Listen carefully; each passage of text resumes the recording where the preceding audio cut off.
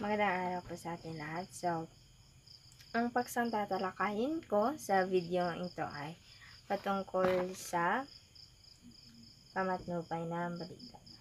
Na kung saan mapag-uusapan natin sa video ito ang halaga o gamit ng pamatnubay sa larangan ng pagbabalita o balita. So, ang pamatnubay ay tinatawag rin na lead sa wikang Ingles. So, ang pamatnubay ay ito yung una at pangalawang talata na makikita natin sa balita. O kumbaga ito yung karaniwang unang salita. Minsan kasi yung lead o pamatnubay ay nagre-range siya ng 6 to 8 words na kung saan maikli lang siya, pero sa pamatnubay o lead, kumbaga ito na yung nagiging buod. So, sa pagbasa mo pala ng isa o pangalawang talata ay malalaman mo na kung patungkol saan ang balitang ito. So, kumbaga ginagamit rin ng lead para pukawin or kunin yung interest ng mambabasa.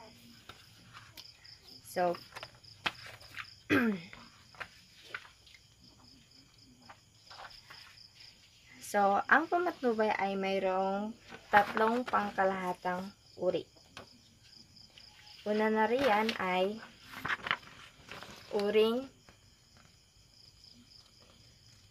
uring batay sa layunin na mayroong dalawang bahagi. Pangalawa, katanungang pamatnubay. At ang panghuling uri ay ang pamatnubay na batay sa kabuuan. So, balikan muna natin ang unang uri, batay sa layunin. Sa unang bahagi ay makikita natin ang conventional. So, ano nga bang pamatnubay na conventional? Siyempre, meron ang COVID yan. Antay-antay muna.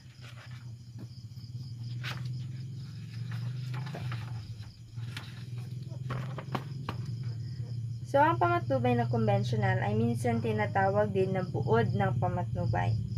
Karaniwan ang balita ay gumagamit ng ganitong paraan at tumatalakay sa natural at tuwirang paraan.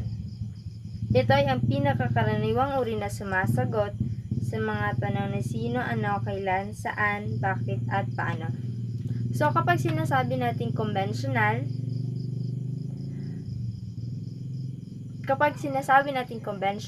isaisip natin na ang conventional ay ang pinakakaraniwang uri ng balita na kung saan sumasagot ito sa tatlong katanungang ano, saan, paano, kailan, bakit, at sino. Sa pangalawang bahagi naman tayo ang di-conventional. So, ang di-conventional ay karaniwan itong ginagamit sa balitang lathalain. No, kumbaga ito na yung tinatawag na nating written reports na nakikita natin sa magazine o kahit sa mga online sites.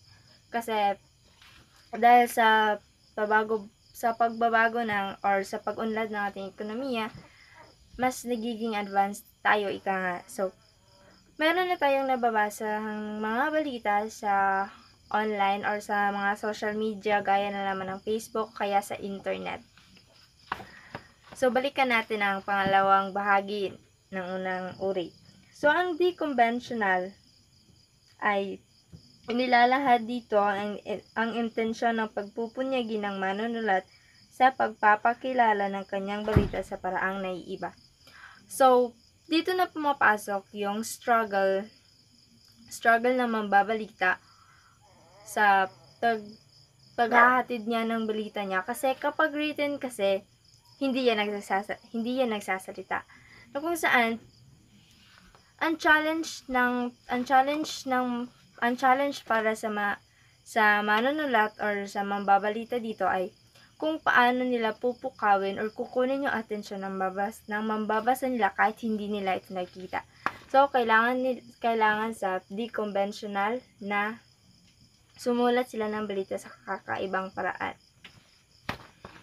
So, kung mapapansin nyo, sa mga magazine meron itong kakaiba, or kaya kumbaga masasabi natin na medyo may halong humor yung mga, minsan kasi tinatawag nitong headlines tong pamatnubay kasi kumbaga gumagamit sila ng mga trending na mga salita or mga phrases para kunin yung atensyon ng mambabasa, na parang sinasabi nila na, uy, kailangan mo akong basahin kasi maganda yung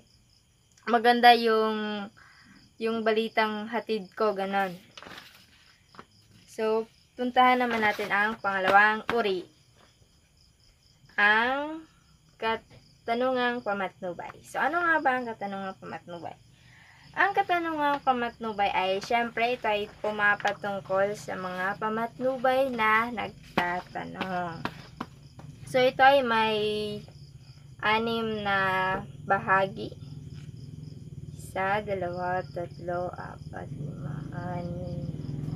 6. Yan. So, sa unang bahagi ay ang pamatnubay na sino pala? Ang pamatnubay na sino, o sa English, who lead. So, kumbaga ito na yung, wait, meron ako dito. So, sa pamatnubay na sino, o who lead sa English ay, ang pangalan ay ang gumagawa ng balita, lalo na ang mga kilala. Ang tao ay kilala sapagkat bantog ito, di kaya'y may kinalaman sa mga pangyayari sa balita. So, kumbaga, sa unang bahagi, sa pamatnubay na sino, binibigyang diin or pansin ang sino, o kaya yung sino yung nasa balita. Or, minsan kasi, ginagamit ito kadalasan sa mga showbiz na balita. Kasi, mas madaling mapupukaw yung atensyon, or makukuha yung atensyon ng mabasa kapag nalaman, or kahit nabasa nila yung pangalan ng sikat na artista na hinahangaan nila. So, magiging curious na sila kung ano kayang nangyayari sa idol ko, ganon. So, dumako naman tayo sa pangalawang bahagi. Pamatnubay na So, sa pamatnubay na or what lead ay pinakamatuwid na pamatnubay na naghahayag ukol sa balita. So, sa pamatnubay na binibigyang diin kumbaga ito yung tuwirang sinasabi kung ano ang nangyayari sa balita, para saan yung balita, tungkol saan yung balita. So, kumbaga binibigyan din yung mga pangyayari sa balita. So, pangatlong bahagi. Yan. Pamatnubay na bakit, o why lead. Nagsasaad hinggil sa pinagmulan o sanhi ng itinampok na pangyayari. Kumbaga, sa pamatnubay na bakit, binibigyang diin dito yung, kumbaga, ano yung pinagmulan o ano yung sanhi ng balita. Gaya ng kapag magbabalita ka ng may naganap na sunog, so, ang possible na headlines doon o pamatnubay doon ay, pwede mong isulat yung sunog. O, diba? Kapag sinabi natin yung sunog, so, makikurious yung mga tao na, baka sa amin to, o kaya, baka nasunog yung lugar ng kapamilya nila, o kung ano pa man. So, yun yung pangatlong bahagi. Pumunta naman tayo sa pang-apat na bahagi, ang pamatnubay na paano, o how lead. Karaniwang ginagamit sa hindi inaasahang mga pangyayari at mga aksyon. Itinatampok dito ang pamamaraan ng mga kaganapan. So, sa pamatnubay na paano, binibigyang pansin, o kumbaga, ini-emphasize sa balita or sa pamatnubay sa pamatnubay na ito na ang kumbaga yung mga hindi inaasahang pangyayari, gaya ng kung maalala nyo yung dating sikat na singer na babae, si Charis Pengpenga. So kumbaga kung susulatan siya ng balita, naalala ko na napabalita siya. So kung ikaw yung magiging reporter, ikaw yung mambabalita, so maaari mong gawing pamatnubay doon is yung paano siya naging si Jake Cyrus na ngayon. So pwede din yan kasi doon pa lang malalaman na doon pa lang sa pamatnubay na yon, magtataka na yung mga tao kung ano nga bang nagtulak sa artistang ito na magpa-sex change o kaya palitan yung kanyang kasarian to the point na pinabago niya na talaga yung katawan niya. So yun yung paano. So kumbaga binibigyan diin dito yung mga pangyayaring hindi inaasahan. So sa panglimang pamatnubay na kailan. Ginagamit kapag ang mga pangyayari ay naganap sa hindi inaasahang panahon o ang panahon na kaganapan ay lalong mahalaga. So sa pamatnubay na kailan, so syempre kailan. So nagsasad ito ng petsa. So kumbaga ginagawang pamatnubay rin yung petsa kapag masyadong mas mahalaga yung petsa, o kumbaga kapag yung petsa yung sa pamatnubay na kailan, so kumbaga binibigyang diin or pansin dito yung petsa. Halimbawa, hanggang sa Abril 18 na lamang ibinigay na palugit ng BIR para sa pagbabayad ng buwis. So para sa pang-anim naman o panghuli na panghuling bahagi, pamatnubay na saan. So or were laid. Ginagamit kung ang mga naganap ay sa hindi pangkaraniwang lugar, gaya ng kapag sinabi nating or gumawa tayo ng pamatnubay na sunog sa dagat. So kumbaga mapapaisip yung mga mambabasa mo kung posible nga bang magkaroon ng sunog sa dagat. So kumbaga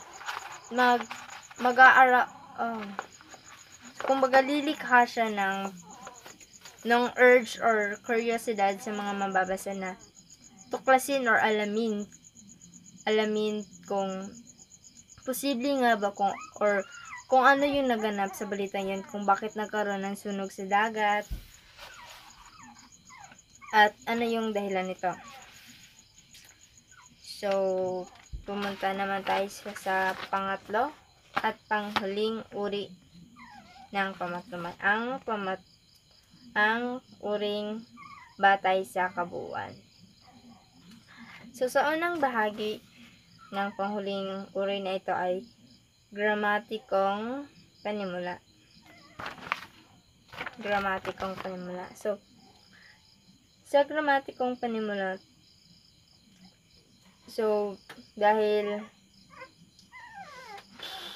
dahil nakafocus tayo sa kabuuan, so kailangan din natin bigyan pansin yung gramatikong panimula natin. So kumbaga kung paano natin pagdudugtong-dugtungin o pagsasama-samahin yung mga salita para gumawa tayo ng panibagong diwa o panibagong pangungusap. So sa pangalawang bahagi naman, unorthodox o di karaniwang pamatnubay. So kumbaga minsan ang ginagamit ng mga mambabalita sa unorthodox o di karaniwang pamatnubay, kumbaga gumagamit sila ng matalinhagang mga salita o kaya gumagamit sila ng mga salitang mayroong double meaning na kumbaga depende na sa iyo kung anong meaning yung pipiliin mo. So, minsan gumagamit rin sila ng mga alamat o bugtong kung saan kumbaga gagawin nilang mysterious or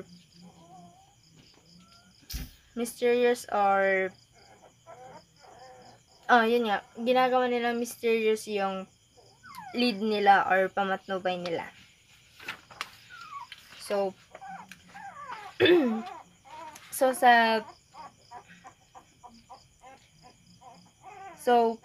meron akong note na ang mga uring ito ay ang nagbibigay diin sa pangangailangan at pag-iiba-iba ng pamatnubay.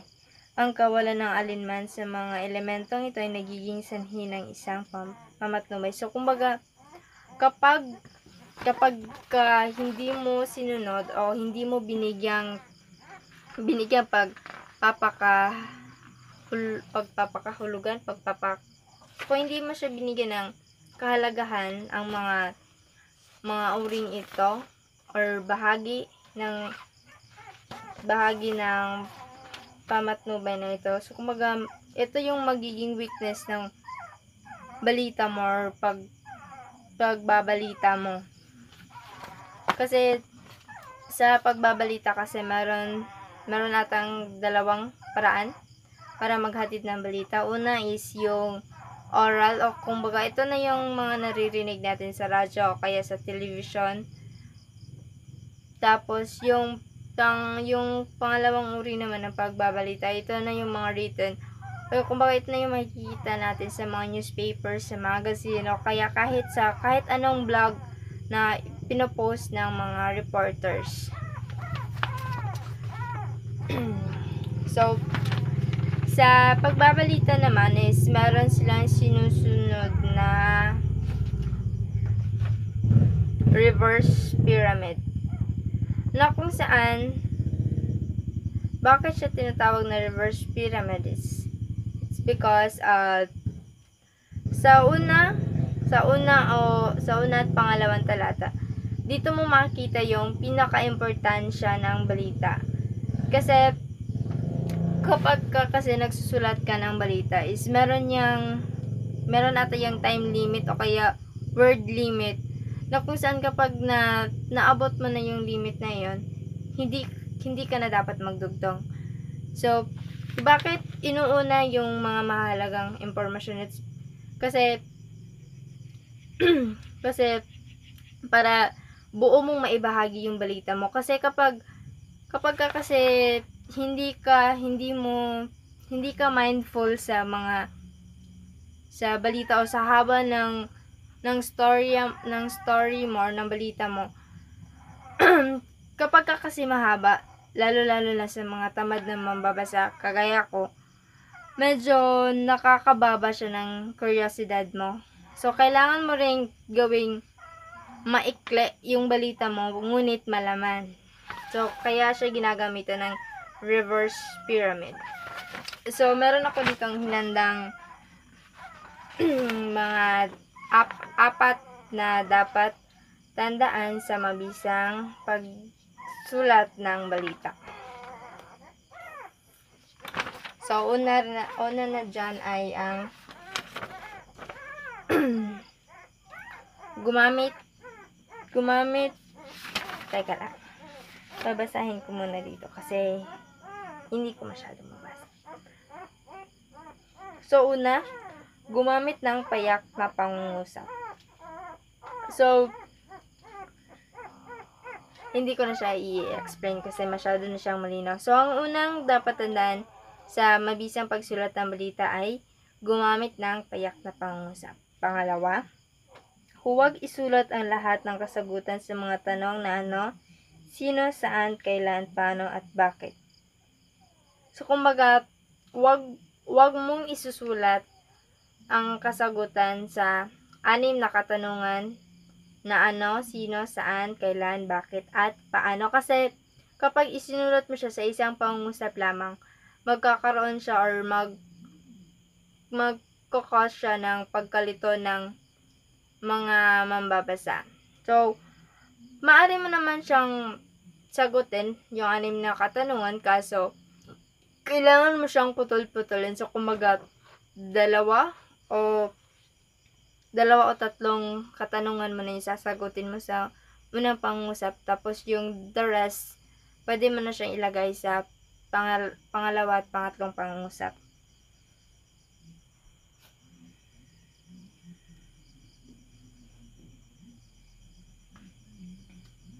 So, okay. So, pangatlo. So, para sa pangatlong dapat handaan, huwag ulitin gamitin ang mahalaga o di karaniwang salita sa isang pangusap kasi kapag ginawa mo yun, pangit o kaya magiging boring na yung story mo, kaya hindi na siya magiging kaaya-aya o kaakit-akit sa mambabasa. So, panghuli, iwasan ang pag-uulit ng mga sugnay, parirala at mga ibang katulad itong gramatikong kayarian. At meron pa akong babasahin dito na 13 hakbang sa pagsulat ng balita. So, unang hakbang, isulat kaagad ang balita matapos makalap. Pangalawa, itala ang mga datos ayon sa pababang kahalagahan. O, ito na yung sinasabi kong reverse pyramid. So, pangatlo, unahing itampok ang pinakamahalagang datos bilang pamatnubay. Pang-apat, ibigay ang buong pangalan ng taong otoridad o pinagkunan ng datos at ang kanyang katungkulan. At sa muling pagbanggit sa kanyang pangalan ay gamitin na lamang ang J kung Ginoo at apelyado niya at Binibini o Ginang naman at apelyado para sa mga babae. At o kung anumang titulong angkop para sa kanya. So, panglima, iwasang magbigay ng opinyon sa balita. So, kapag nagbabalita ka, gawin mo neutral. Kumbaga, hindi mo siya hahaluan ng opinyon mo o kung ano yung damdamin mo patungkol sa balitang iyon. Pang-anim, maging tumpak sa paglalahad ng datos. Pang-7, gawing maikli ang talata. Pang-8, gumamit ng mga payak ng salita. Kasi minsan dahil sa kagustuhan nating maging iba o kakaiba yung gawa natin, gumagamit na tayo ng mga mahirap na salita o kumbaga ito na yung mga unfamiliar words na hindi kayang intindihin o hindi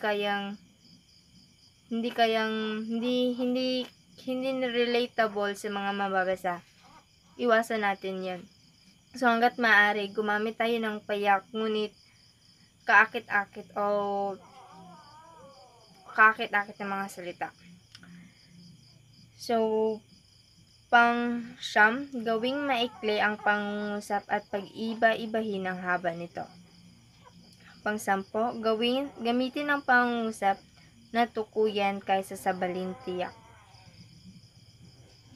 So, sa pagsulat ng balita, maging sigurado ka. Wag mong ditong gamitin yung mga balintiyak o kumbaga yung sabi daw niya or yung mga ganun. So, iwasan mong gamitin yun. So, 11, isulat ang tuwiran at di tuwirang sabi sa magkahiwalay na talata. So, kumbaga kung magne-negative ka sa unang talata, magstay ka lang sa negative. Huwag mong haluan ng negative at positive yung isang talata. So, kung gusto mo ring mag-positive, so, ilagay mo na yun sa pangalawang talata mo. Kasi kapag pinagsama mo sila sa isang talata, yung positive at saka negative na thought, kumbaga, magiging malito na siya o hindi na mabisa yung pagbabalita mo. 12, ilahad ang dalawang panig ng mga taong sangkot sa balita. So, kapag nagbabalita ka or kumaga, kalimitan ito nangyayari kapag yung balita mo is may gaganapin kang interview. Kailangan mong ipakita yung panig. Meron kasi yung panig na A at saka B. Lalo na kapag debatable siya na balita. So, kailangan mong i-feature yung both sides or kailangan mong i-feature yung dalawang panig. At ang panghuli naman, gawing pasalitang bilang hanggang siyam at gawing tambalan ang 10 pataas. So, yun lamang. Sana'y may natutunan kayo sa video ito. Maraming salamat sa panonood.